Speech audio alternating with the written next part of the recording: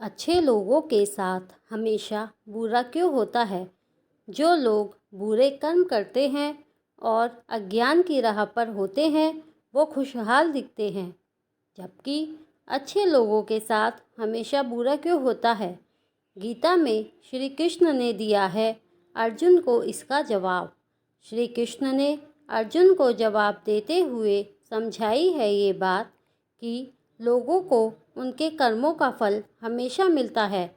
गीता सार, आपने महसूस किया होगा कि जो लोग अच्छे कर्म करते हैं वो परेशान रहते हैं, वहीं जो बुरे कर्म करते हैं वो खुशी से रह रहे होते हैं। अच्छे कर्म करने वाले परेशान होते हैं कि आखिर उन्हें इतनी परीक्षा क्यों देनी पड़ रही है, जबकि जो अधर्म की राह में है वो खुश हैं और ज़िंदगी का लुत्फ़ उठा रहे हैं। अगर आपके मन में भी ये सवाल आया है तो आज हम आपको इसका जवाब देंगे। ये जवाब वो है जो भगवत गीता में लिखा है और श्री कृष्ण ने अर्जुन को दिया था। भगवत गीता में वर्णित कथा के अनुसार जब भी अर्जुन के मन में कोई दुविधा होती थी तो वो श्री कृष्ण के पास पहुंच जाते थे। एक बार की बात है, अर्जुन ने भगवान श्री कृष्ण के समीप आकर कहा कि वो दुविधा में हैं और इसका जवाब वो श्री कृष्ण से चाहते हैं। श्री कृष्ण ने पूछा कि क्या सवाल है? अर्जुन ने कहा, मुझे ये जानना है कि अच्छे लोगों के साथ हमेशा बुरा ही क्यों होता है, वहीं बुरे लोग खुशहाल दिखते हैं। अर्जुन के मुंह से ऐसी बातें सुनकर श्री कृष्ण मुस्कुराए और कहा, मनुष्य जैसा सोचता है और महसूस करता है वैसा कुछ नहीं होता है, बल्कि अज्ञानता की वजह से वो सच्चाई नहीं समझ पाता है। अर्जुन उनकी ये बात समझ नहीं पाए। इसके बाद श्री कृष्ण ने क्या कहा वो जानते हैं। श्री कृष्ण ने अर्जुन से कहा, पार्थ, मैं तुम्हें एक कथा सुनाता हूँ। उसे सुनकर तुम समझ जाओगे कि हर प्राणी को उसके कर्म के हिसाब से ही फल मिलता है। प्रकृति हर किसी को अपनी राह चुनने का मौका देती है। अब वो मनुष्य की इच्छा पर निर्भर करता है कि उसे धर्म की राह चुननी है या अधर्म की। कथा शुरू करते हुए श्री कृष्ण ने कहा, एक नगर में दो पुरुष रहा करते थे। एक पुरुष व्यापारी था जिसके जीवन में धर्म की बहुत महत्ता थी। वो पूजा पाठ में यकीन रखता था। वो हर रोज़ मंदिर जाता था और दान धर्म भी करता था और हर रोज़ भगवान की पूजा करता था। वहीं दूसरा पुरुष बिल्कुल विपरीत था। वो हर रोज़ मंदिर तो जाता था लेकिन पूजा करने नहीं, बल्कि मंदिर के बाहर से जूते चप्पल चुराने। उसे दान और धर्म से कोई लेना देना नहीं था। समय बीतता गया और एक दिन बहुत जोर की बारिश हो रही थी। इस वजह से मंदिर में पुजारी के अलावा कोई नहीं था। ये बात जब दूसरे पुरुष को पता चली तो उसने कहा कि ये सही मौका है मंदिर का धन चुराने का। पंडित से नज़र बचाकर उसने मंदिर का सारा धन चुरा लिया। उसी समय धर्म कर्म में विश्वास रखने वाला व्यक्ति भी मंदिर पहुंचा। दुर्भाग्य से मंदिर के पुजारी ने उसे ही चोर समझ लिया और चिल्लाने लगे।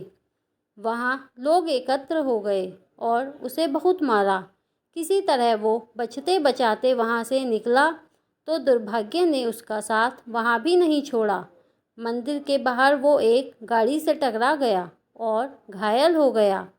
फिर वो व्यापारी लंगड़ाते हुए घर जाने लगा तो रास्ते में उसकी मुलाकात उस पुरुष से हुई जिसने मंदिर से धन चुराया था। उसने कहा, आज तो मेरी किस्मत चमक गई, एक साथ इतना सारा धन मिल गया। ये सब देखकर उसे बहुत बुरा लगा और उसने अपने घर से भगवान की सारी तस्वीरें निकाल दी। कुछ सालों बाद दोनों ही पुरुषों की मृत्यु हो गई। मरने के बाद जब दोनों यमराज की सभा में पहुँचे और भले पुरुष ने दूसरे व्यक्ति को देखा तो उसे बहुत गुस्सा आया।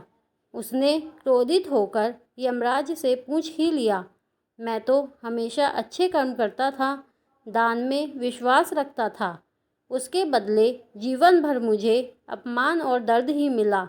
और इस व्यक्ति को नोटों से भरी पोटली। आखिर ऐसा भेदभाव क्यों?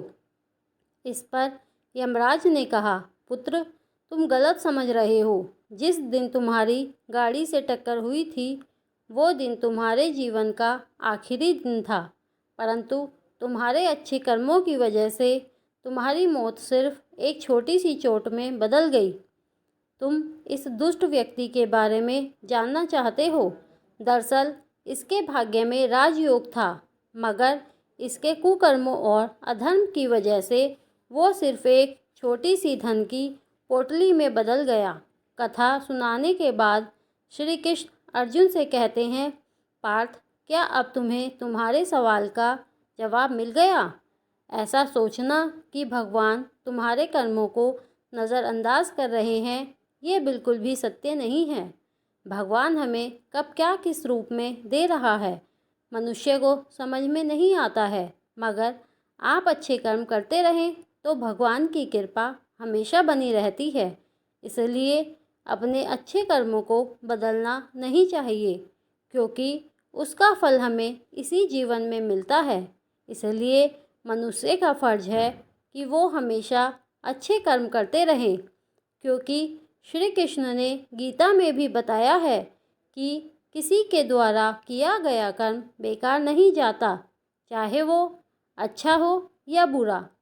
आशा करती हूँ आपको ये कहानी पसंद आई होगी, तो प्लीज़ चैनल को लाइक, शेयर और सब्सक्राइब कीजिए। धन्यवाद।